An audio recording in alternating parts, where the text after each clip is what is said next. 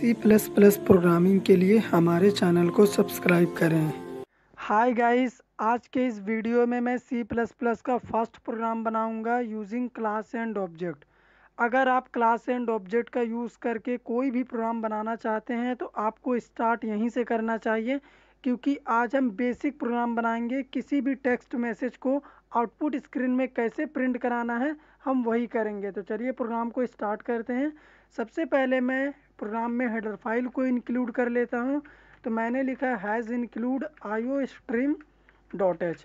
iostream एक header file है C plus plus में, जिसे आपको सी प्लस प्लस के हर एक प्रोग्राम में इंक्लूड करना कंपलसरी होता है। तो यहाँ पे मैं एक और हेडर फाइल को इंक्लूड कर लेता हूँ। इस हेडर फाइल के बारे में आपने सी लैंग्वेज में पढ़ा होगा, kunayo.h। इसका यूज़ जनरली जब हम टर्बो सी में कोडिंग करते हैं तब यूज़ करते हैं, क्योंकि इसके फंक्शंस को हम प्रोग्राम में यूज़ करेंगे।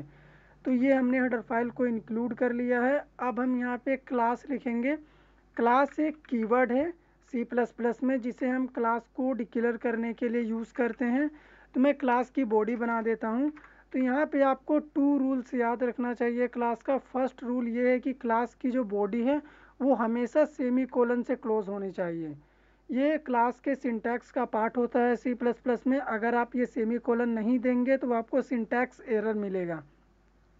सेकेंड रूल ये होता है कि क्लास की जो ये बॉडी आपको दिख रही है, जिसे मैंने वाइट कलर में ब्लिंक कराया है, ये प्राइवेट है बाय डिफ़ॉल्ट। यहाँ पे आप जो भी लिखोगे, जो भी स्टेटमेंट दोगे, वो प्राइवेट होगा बाय डिफ़ॉल्ट। तो ये 2 रूल्स होते हैं क्लास के। अब हम क्या करेंगे, जाएंगे मेन फंक्शन बनाएंगे सबसे पहले। और मेन फंक्शन हम इसलिए बनाएंगे क्योंकि प्रोग्राम का बिगनिंग और एंडिंग मेन फंक्शन ही होता है। बिगनिंग पॉइंट और एंडिंग पॉइंट क्लास का यही फंक्शन होता है। यहीं से प्रोग्राम का स्टार्टिंग एंडिंग होता है, और सी प्लस प्लस के हर एक प्रोग्राम में मेन फंक्शन होता है। इसी मेन फंक्शन में हम जो क्लास बनाएंगे उसका ऑब्जेक्ट बनाएंगे। उसके बाद जो भी स्टेटमेंट होगा उससे आउटपुट में हम प्रिंट करेंगे।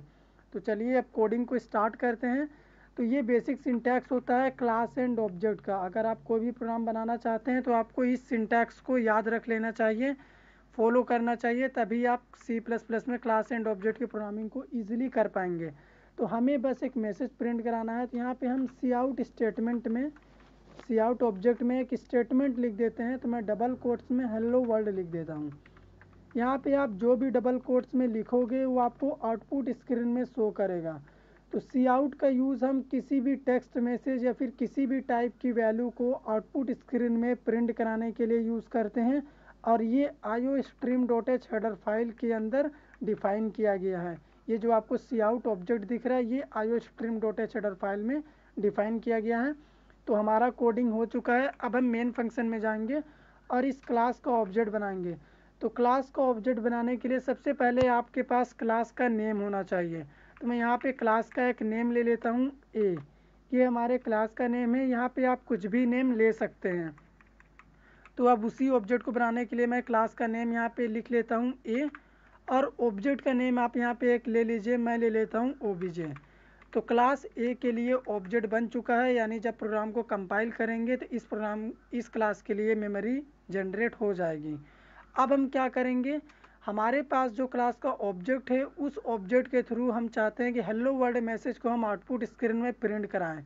तो इसे हम तब प्रिंट करा सकते हैं जब हमारे पास क्लास में मेंबर फंक्शन होंगे। तो यहाँ पे हमें एक मेंबर फंक्शन बनाना पड़ेगा, तभी हम मैसेज को प्रिंट करा पाएंगे आउटपुट स्क्रीन में।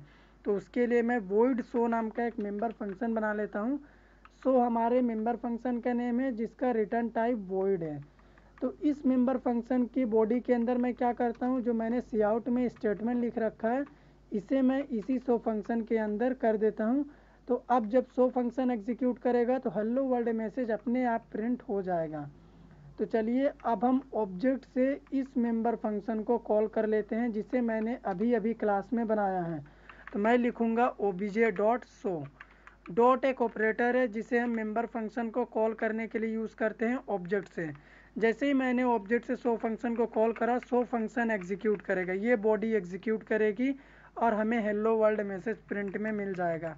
अब हम गेट सी एच यूज़ करेंगे। स्क्रीन होल्डिंग के लिए हम टर्बो सी में इसका यूज़ करते हैं। ये kunayo.h हेडर फाइल के अंदर ये फंक्शन डिफ़ाइन किया गया है। ये प्री डिफ़ाइन फंक्शन है। और इसी तरह मैं CLR SCR फंक्शन का भी यहाँ पे यूज़ कर लेता हूँ। ये भी एक प्री डिफाइंड फंक्शन है जिसे कुनायो डॉट हेडर फाइल में ही डिफाइन किया गया है। हमारी कोडिंग कंप्लीट हो चुकी है, चलिए इसे रन करते हैं। तो आप देख सकते हैं यहाँ पे एक एरर आया है।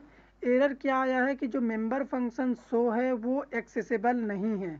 वो एक्सेसिबल इसलिए नहीं है क्योंकि प्रोग्राम के बिगिनिंग में ही मैंने आपको बताया था कि क्लास की जो इंटायर बॉडी है वो प्राइवेट है बाय डिफ़ॉल्ट। ये जो बॉडी आपको दिख रही है क्लास की, ये प्राइवेट है, और जब क्लास की बॉडी प्राइवेट है तो हमारा जो मेंबर फंक्शन है वॉइड शो नेम का, ये भी प्राइवेट हो गया।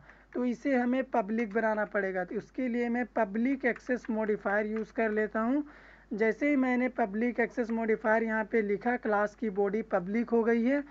अब इस मेंबर फंक्शन को हम ऑब्जेक्ट के थ्रू एक्सेस कर पाएंगे क्योंकि वॉइड शो मेंबर फंक्शन अब पब्लिक हो चुका है। तो चलिए अब प्रोग्राम को हम रन कराते हैं, उसके बाद आपको रिजल्ट दिखाता हूँ मैं। तो आप देख सकते हैं ये सक्सेसफुली रन हो चुका है और हेलो वर्ल्ड मैसेज आपको आउटपुट स्क्रीन में प्रिंट में मिल गया है। तो यहाँ पे आप इस प्रोग्राम का यूज़ करके किसी भी टेक्स्ट मैसेज को आउटपुट स्क्रीन में प्रिंट करा सकते हैं।